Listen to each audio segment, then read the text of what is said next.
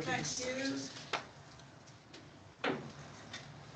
So to allow Rob to attend another committee, we're going to take item 8 next.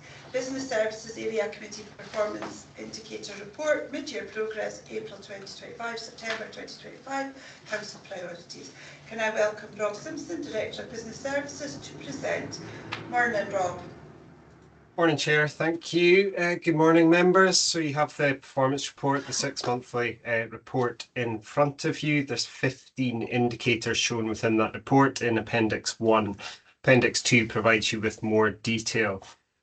Benefits and grants are shown within the report at an Aberdeenshire level, but you'll note from the report that you can access a Power BI report, which allows you to drill down to local postcode level. So that gives you more details should you wish to go and look at it.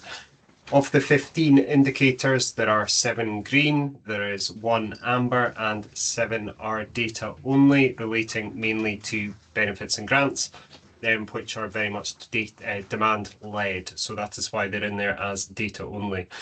Call wait times have settled at just over 5 minutes. You'll recall a number of years ago we moved resources into the contact centre due to the high volume that was coming through and the extended delays that people were having to wait for calls to be answered. So that is now relatively settled at just over 5 minutes. Call abandonment has reduced to just over 12%. So both good news stories around those areas of contact. The amber within the papers relates to the percentage of operational buildings that are suitable for current use. You will recall from previous conversations, suitability comes down to accessibility, toilets, those types of things. Tends to be our depots, our pavilions, those types of areas that are not where we want them to be. There is 82.4% meeting that suitability criteria across Aberdeenshire at the moment, 85.19% in Buchan. So just for context, there's 69 suitable assets out of 81 in Buchan at the moment. That comes into play with our rationalisation plan. So a number of those that are not suitable, we will be looking to disinvest in. So that work is ongoing in the background to reduce those that are not suitable and ensure that we're investing in the assets that we will be keeping and maintaining those as we move forward. Happy to take any questions, Chair. Thank you very much, Rob. And while we've got you, I've emailed you, we've had some technical difficulties within the committee today, so we would put a request for maybe a new hub system, or for you to come back to us with some suggestions. I'll just go in there with that. Thank you. Councillor Anne Simpson. Thank you, Robin, and thank you, Chair. I just wonder, you mentioned that 69 out of 81. Is there any chance we could see a list? Is it somewhere that I just haven't picked up on? I'd love to know which ones are not suitable or are not, don't meet the suitability criteria as you've described, just out of curiosity. Yes, certainly. So through you, Chair, I will provide a list of those that are not suitable at the moment and the plans for those in future. So I'll provide that off table. Helpful. Thank you. Thank you. Thank you very much. Oh, and just to thank you on the improvements in the call waiting and the abandonment. It's so much better than it was a good few years ago. Thank you. Thank you very much. Members, any further questions or comments? Okay, thank you very much. I see no indications. So thank you, Rob, for that report and improvements. 1.2, the committee has recommended 2. 1.2.1, acknowledge, consider and comment on progress made in relation to business service performance indicators related to the Buchan area. And 1.2.2, instruct the Director of Business Services to continue to present performance reports to the Area Committee on a 6-monthly basis in line with the Performance Management Framework, evidence in progress and performance with delivery of the Council Plan with an area perspective until the appropriate plans are in place. Thank you very much, Rob. Thank you. Okay, members, we'll move back to item 7, EIS Area Performance Update 2025-26. Can I welcome Alan Wood, Director of Environment and Infrastructure Services, please? Morning. Morning, Chair. Chair, happy to give the update. Pleased to provide the latest performance report to Buchan Committee today. Compared to the last performance, which was the Q4 report, the position has improved. With out of the 10 indicators, 9 are showing as green, with only 1 as a red indicator. Indicators at green, these include the percentage of streetlight faults completed within 7 days, average weeks to determine non-householder applications, current tenant arrears as a percentage of gross rent due, and void rent loss as a percentage of rent due. An indication 4 out of the 9 there, just for your information. Chair, when I was last here, we spoke about some of the specific information relating to street lighting repairs. So I do have some statistics here, which I'll read out, and also there's quite a few numbers happy to share if required with committee. In terms of streetlights, at present there are 151 outstanding jobs, of which 94 specifically relate to streetlights. The remaining are often to do with signs rather than streetlights. And from these 94 jobs, these may include more than just outages. This is comparably low to other areas, with only Mar having fewer outstanding jobs across Aberdeenshire.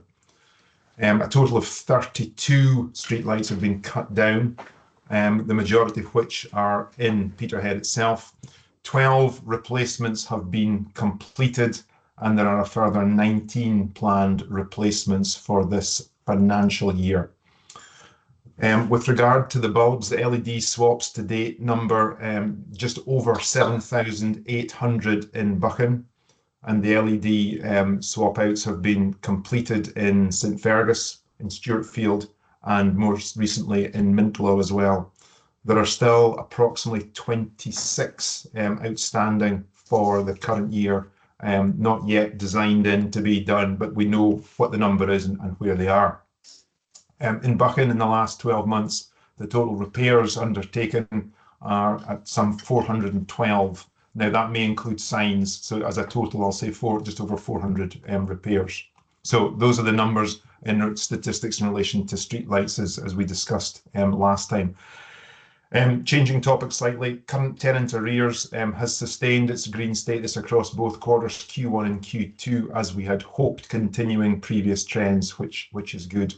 And the final bit of information just now in terms of my introduction, average time to resolve homeless cases in Buchan is off target at present, and there's more detail within the appendix regarding this. It has been green in all previous quarters, but it's worth reiterating that as a council as a whole, we had the strongest performing local authority in Scotland with respect to resolution times, and our resolution times still remain relatively low. Chair, I'll pause there. Happy to take any questions or comments. Thank you very much, Alan. I'll take Councillor Chapman first, please. Thank you, Chair. You mentioned, Alan, you spoke there a bit about the LED lights process. When are we hoping to have that complete in Buchan? And my second question is, what percentage of the power used does the LEDs save? What kind of saving do we get from the LED lights compared to the old system? Thank you. Through you, Chair. Thank you for that, Councillor Chapman. I'm hoping, if not this financial year, then into the next financial year, we are, as a complete stock, over 90% complete. Now, we've been over 90% in low 90s for not a long time, but long enough. So I'd be hoping, if not by the end of this year, into next financial year. With regard to the percentage of power, I don't have a number, but I can certainly look for that. But what I can tell you is there's been, in the last 10 years, the figures I've been quoted at is about £14 million of savings in streetlight electricity usage over the last 10 years as we have moved from our filaments through to our LED. But in terms of the percentage reduction in power, I can certainly check and see if we've got a number for you on that. Thank you. Thank you. Councillor Smith, please. Thanks, Chair, and thank you, Alan, for your report. Since you mentioned cut down street lights, I'll just flag an example. So in Hatton, there's a cul-de-sac. There's 3 cut down street lights. There's 2 paths lead in to the top end of the cul-de-sac, and the lights that have been cut are all at the top end. The Residents Association flagged this in March, where it was reported. I've had an assurance that all 3 lights will be replaced, which is good, but before the end of the financial year. Now, I appreciate those complexities with scheduling and so on, but when the Residents Association reports something just when the time's changing coming on to the light nights, it's not going to be a good look if the council actually get round to doing this work that it's said it's going to do when the time's changing back to light nights. So it's just a plea for, can we get this sort of thing done sooner rather than later? Because it's not a good look if we do actually end up doing it in March. I understand, Councillor Smith. Through you, Chair. Councillor Smith, if you could maybe just drop me the details of that. Couple of things, 3 things there. One is the timeline from March to now. Fully appreciate that. The second thing is when we do it and the timing. I understand that. The third thing is we have an additional amount in the capital plan this year compared to last for streetlight replacements. I was looking at the spend profile there. We're not on target to fully spend that this year. And therefore, one thing that's in my mind is about our use of external contractors. So there's a number of things in my mind prompted by what you've said. If you could give me the details, let me follow up on that and I'll see what we can sort out. Thanks very much. Thank you. Councillor McWhinney, please. Thanks, Chair. Thanks, Alan, for the report. My question is about void rent loss. Receipts went up ever so slightly in Buchan, and then it tells us in the report that the void rent loss is related to both void properties and the amount of how long it takes us to re-let the properties. I see it again, the property re-let rate has actually come down. So that leads me to assume there's more void properties now in Buchan. Is that true? And if so, is there a reason for that? Again, in terms of detailed numbers, very happy to look at that. One of the persistent reasons around voids is often to do with utilities and utility change and utility connections, change of meters. And it's something that we're experiencing across Aberdeenshire, not just in Buchan. Whilst we're seeing some greens and some improvements and fairly static statistics across quarters, it's welcome. But when we look at our housing stock, when we look at homeless, when we look at voids and put it all together, we have properties that are suitable. And I say suitable, they obviously need the power and the utilities in there, but they're in a condition where they can be let. So partly it's financial reasons for the council, but moreover, it's having suitable properties for people in the area. So that's one of the key things that we continue to push with the utility companies to get that turnaround period shorter. But very happy to come back and confirm the numbers of properties that we're talking about as well. Councillor McWhinney. Okay, Councillor McWhinney. Yeah, thank you. Thank you. Councillor Simpson, please. Thank you, Chair, and thank you, Alan, and it's good to see that improvement. You'd be quite happy that there's 9 that are green, which is super. I wanted to just have a wee chat about the homelessness one, which is not as good as it's been. I know that there's been more through communities. I know there's been more people coming forward in terms of becoming homeless or at risk of becoming homeless. Have we the capacity within the housing team to deal with those increasing numbers, which sadly I think are actually going to get worse? Yeah, thank you, Councillor Simpson, Chair.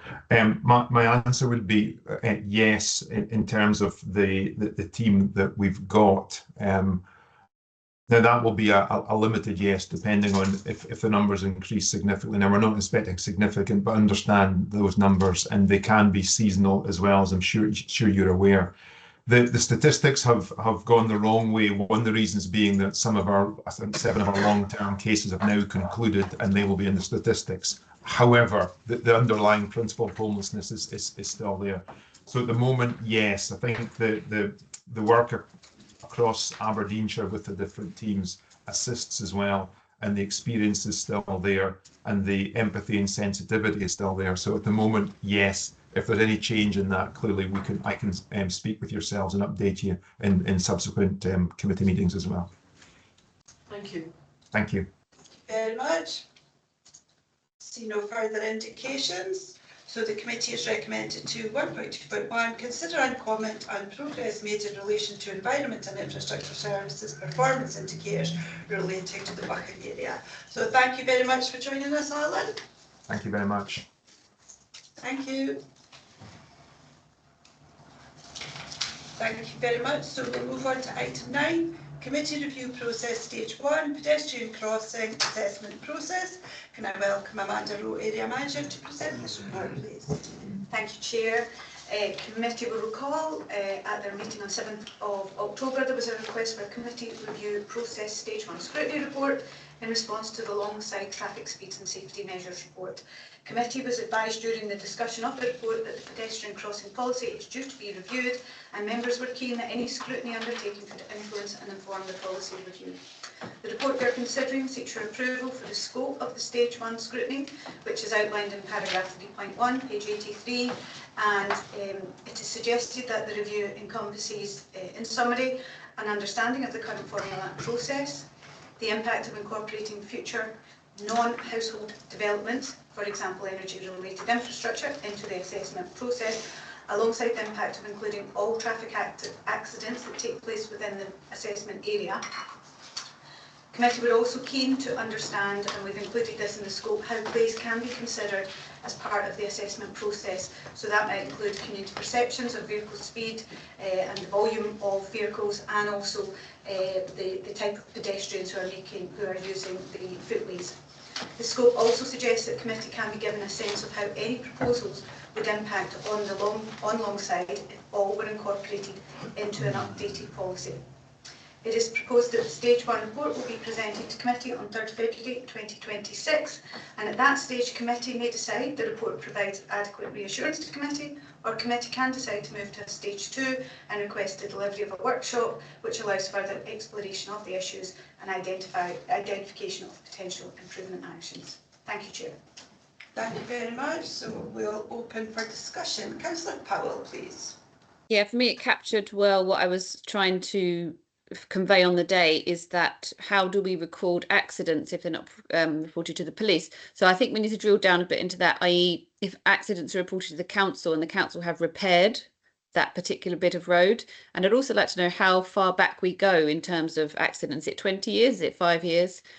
So that's on the accident bit. I'm happy we've captured that. But the bit we didn't quite capture was, could the policy perhaps work in partnership with safer routes to schools, to ensure that it doesn't matter what the speed limit is, 20 miles an hour, 30 miles an hour, that our main school routes are safe for our students. I know it's not the council's responsibility to get children to school, but I still think that could take part of some of that policy, particularly when we're doing our surveys as well, asking parents who live maybe on the other side of a main road to a school how many drive over that main road and do not walk because of the dangers. So if that could be captured in a survey, that was my 3 points on that. Thank you. Thank you. So Through you, Chair, I'm happy to incorporate those into the scope. So in terms of accidents, you're looking for the consideration of the history and how long that history might be. Accidents either were reported to us or where there may have been repairs done by us to infrastructure, and you're keen to see how that can place community piece can include those connections with safer routes to school, and that forms part of consideration. thank you. Councillor Anne Simpson. Thank you, thank you, Amanda, and thank you for a really clear report. And as Councillor Powell said, it's good to see the issues that we raised as part of all this, long-standing issue with alongside, in terms of the review, in terms of what you're looking at. I do welcome the sense of place, because I'm going to talk about the other end of the spectrum, alongside the rigs. Sheltered housing is literally at the back of the main road, and our push for a crossing was to allow people there to safely walk across. So it's that joined upness about looking at the whole health and wellbeing agenda, the whole police agenda, so we get it right for our communities. Thank you. Thank you. Incorporated. Councillor Crowson. Thanks, Chair, and thanks for this report. I just wanted to know if it's just the way I'm reading it, or if this initially came because of a question, along with other councillors' questions, but I had the question of whether, when the likes alongside was given a point scoring system, whether it had been added extra points for upcoming works that we know is going to be coming and increase in traffic. And it's my belief that we then came up with a scrutiny report which would scrutinise the policy in general, so it wouldn't just be just for Longside. It then goes on to mention Longside further down in the report. So I want to make sure that this is written as a standalone scrutiny for the policy that could be effective for all other areas, and that issues relating to Longside wouldn't be delayed and being discussed separately because it's being added onto the same report. Or am I just reading it different? Fiona, can I bring you in? You're indicating. Thank you, Chair. The purpose of the scrutiny powers that you have is to scrutinise how effective policy is being implemented within the Buchan area.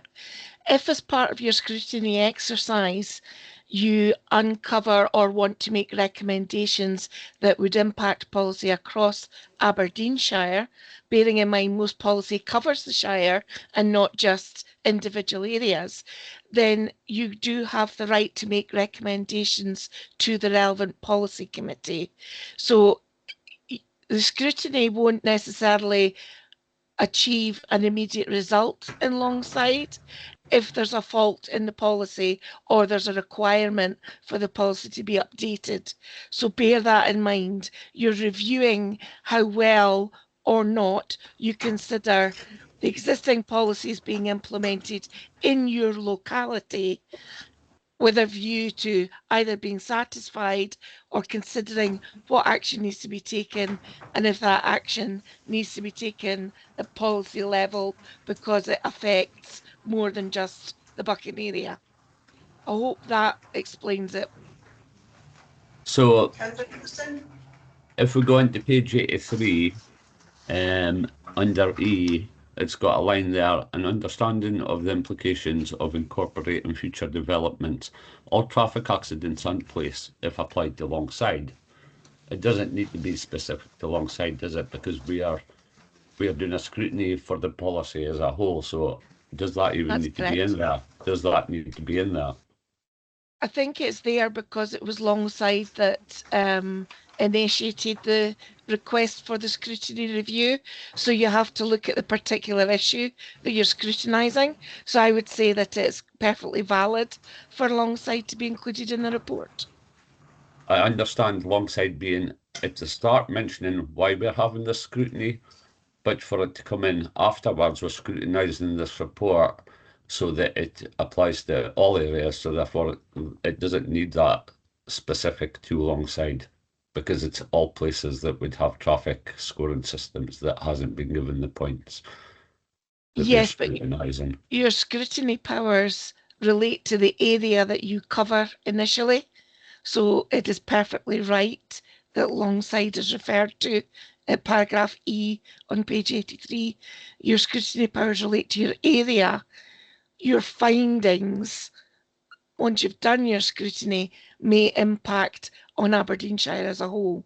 So look at your locality first in your scrutiny, and when you've got your findings, then you consider where that goes in terms of what action can be taken. Okay, thank you. Okay. Okay, I see no further indications. Thank you very much. So 1.2, the committee has recommended to 1.2.1, consider and agree the proposed scope for the community review process stage 1 scrutiny report, and 1.2.2, agree to consider the committee review process stage 1 scrutiny report on 3rd of February 2026. Thank you. Okay, thank you very much. So I will now leave the meeting for item 10, asset transfer request Stricken Library, as well, Councillor Powell.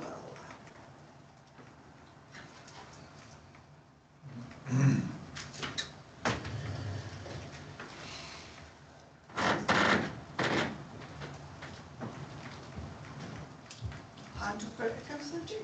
Thank you.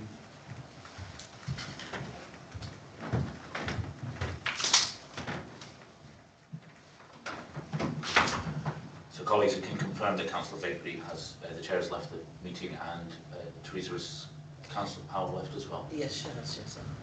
Thank you. So we'll move on to item 10, the asset transfer request for Stricken Library. Can I welcome Amanda Rowe, Area Manager, to present this report, please? Thank you, Chair.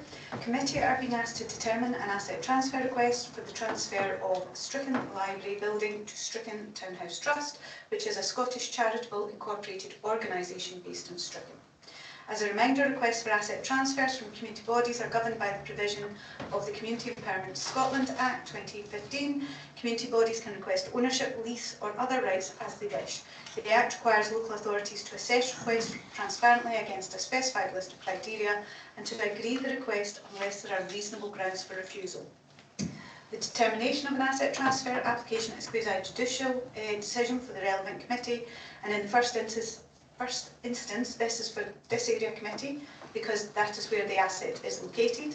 A committee must determine the application presented based on the statutory criteria and in line with the Council's asset transfer policy. So as a committee, you are asked to consider the reason for the request, any other information provided in support of the request, and whether agreeing to the request would be likely to promote or improve economic development, regeneration, public health, social well-being and or environmental well-being, and whether agreeing to the request would likely reduce socio-economic inequalities, and consider any other benefits that might arise if the request were agreed to. You need to consider how the request relates to the relevant authority's duties under equalities legislation and any other obligations that may prevent, restrict or otherwise affect the ability for the authority to agree to the request. So the asset being requested is the Stricken Library building. It's located at 59A Water Street in Stricken. On 5th of May 2025, Aberdeenshire Council ceased operating the building as a standalone library, but currently the building is occupied under a licence to occupy, which is held by the Stricken Townhouse Trust, and they have an arrangement in place with Aberdeenshire Council to host the delivery of library services. An initial expression of interest in taking on ownership was received in December 2024. For awareness, the expression of interest stage isn't a statutory element of asset transfer. However, for this council, we have it as a stage because it allows both the community organisation and the council to determine if the asset transfer request should be pursued. It's quite an undertaking for any community organisation to look at an asset transfer request. It is time bound because it's legislative. Therefore, having an informal stage allows for advice and guidance, ensuring any formal request has the best chance of the right outcome for the community impacted by the request. Following on from the expression of interest, an application to have ownership of the building for the sum of £1 was received, and it was validated on the 3rd of June 2025.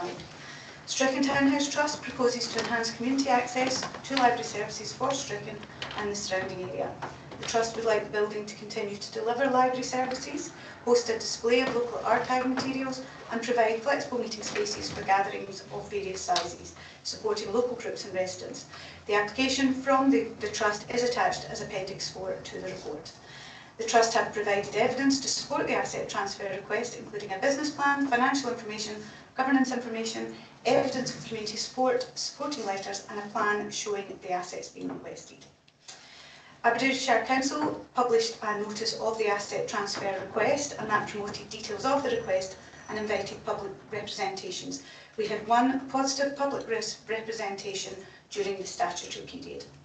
And when considering the request, the Council undertook a valuation process and concluded a market value of £30,000.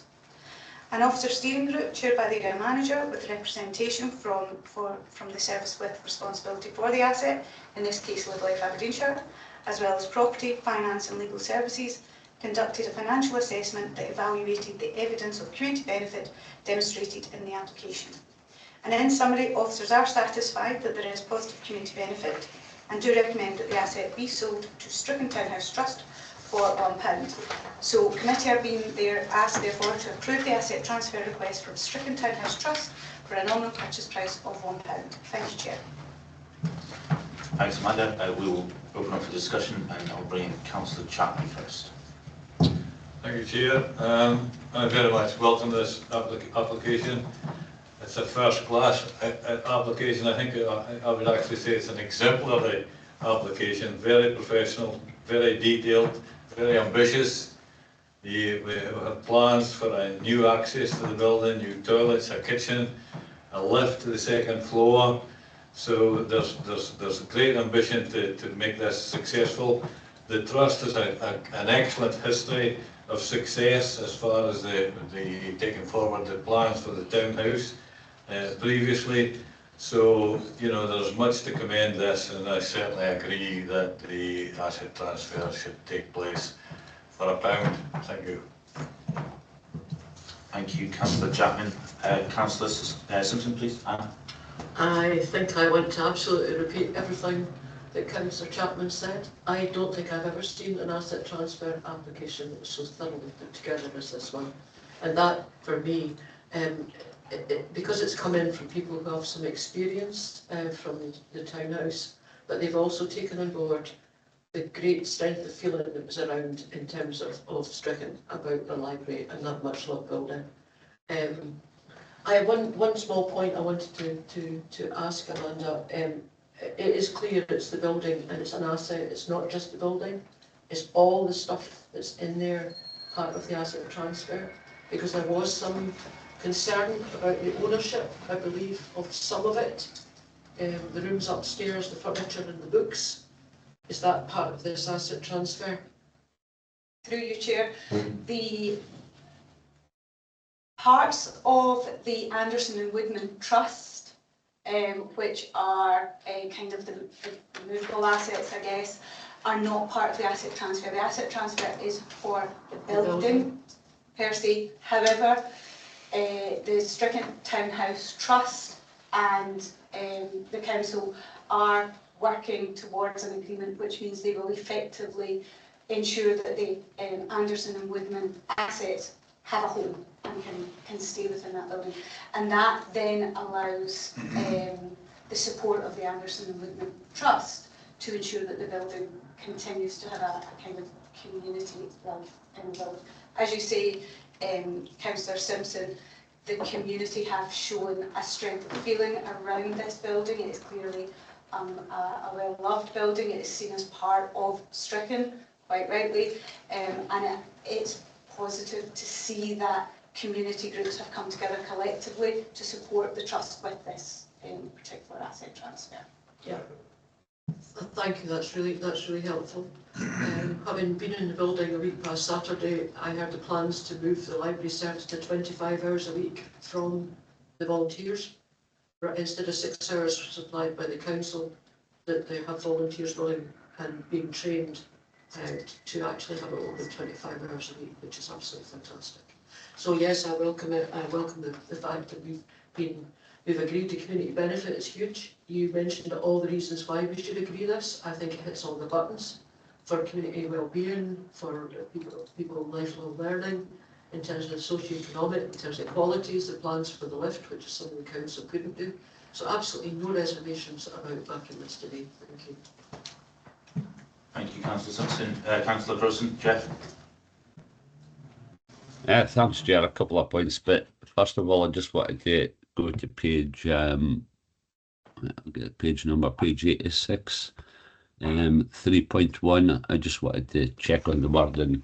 It says that Aberdeenshire Council ceased operating the building as a standalone library. When that ceased operating as a standalone library, was the trust, the Reading Room Trust that was there at the time, is that considered a library, or would that have been another thing? I almost think it sounds as though it could be read either way. They ceased operating as a standalone library and added other things to it, when actually it begs the question that basically Aberdeenshire Council shut the library. or closed the library would be more accurate at the time. But fortunately, we've had an amazing group in the Strichen Townhouse who also got together with others in the village who have done an amazing job, and obviously I would support this going forward. But I just question the way that burden has been put forward in the report, because the challenge that they had faced before them was more immense than what I think that makes it sound like. And of course, I support the application. Thanks, Councillor Rosen. I kind of picked that up from your comments there, but do you have anything to add? Through you, Chair, Aberdeenshire Council did cease to operate a standalone library building. At that date, library services continue. The Anderson and Woodman Library Trust has a range of things within it, a reading room, a plaque, books, but it's not part of the library service for the purposes of this. So whilst the wording may be clumsy, I think that is the fact, is that we cease to operate a building, we continue to provide library services. Thanks, Amanda. I see no more indications at this point, so I'll refer us to page 85 for the recommendations. The committees are recommended to 1.2.1, consider the asset transfer application attached to this report. 1.2.2, approve the asset transfer request from Strichen Townhouse Trust for ownership of Strichen Library and instruct the area manager to issue a decision notice. 1.2.3, delegate authority to the area manager to instruct the head of legal and people to conclude the transfer of Strichen Library. And 1.2.4, agree that the purchase price should be set at a nominal sum of £1, which takes into account the refurbishment costs and community benefits that the organisation can provide. Are we all in agreement? Great. Excellent, thank you. Can we invite Councillor Powell and Councillor Baby, the chair, back into the meeting?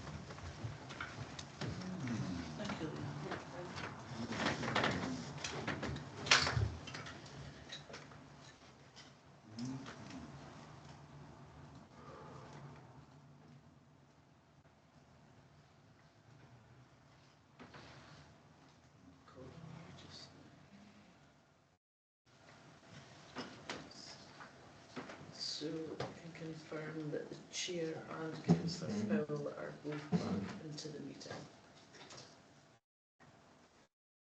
Thank you very much. Thank you, Councillor James. Move on to item 11, update projects. Can I welcome Amanda Rowe, Area Manager, to present this report, please. Amanda, thank you. Thank you, Chair. Brief updates on the two council-led projects for Peterhead are provided in the report you're now considering. In relation to Peterhead Community Campus, I can confirm that demolition of the pavilion and the mugger on this site will commence on 17th November and will take approximately 4 weeks. The report also confirms the initial scoping work has now commenced, looking at active travel routes to and from the campus sites, with public engagement to be undertaken in coming months. A session will be arranged with committee to further update on that project. There is also a session planned with committee in the next couple of weeks, if I'm remembering correctly, which will do a 3D virtual walkthrough of the school building with you. In relation to the cultural quarter element, the report's confirming that full council will consider a report when it meets on 24th November, and that will update on the overall cultural ties programme, which encompasses the plans for the museum and library at Arbuthnot House, the creative and cultural hub at the Carnegie building, both in Peterhead, as well as the Macduff Marine Aquarium enhancements.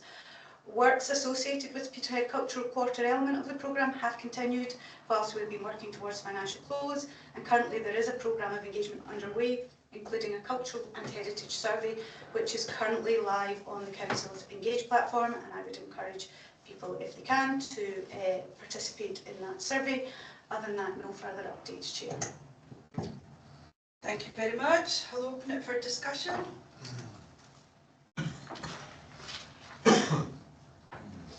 see no indications. Hopefully after full council we'll have And speak more freely. we'll be able to say more and have more discussion. So thank you very much. So 1.2, the committee has recommended to 1.2.1, acknowledge the current update on the delivery of Peterhead Community Campus, and 1.2, acknowledge the current update in relation to the Peterhead Cultural Quarter. I can confirm that the public section of this meeting has now concluded. Thank you for your interest. Members of the committee will now go on to consider exempt business and private. Can we stop the recording, please, Teresa?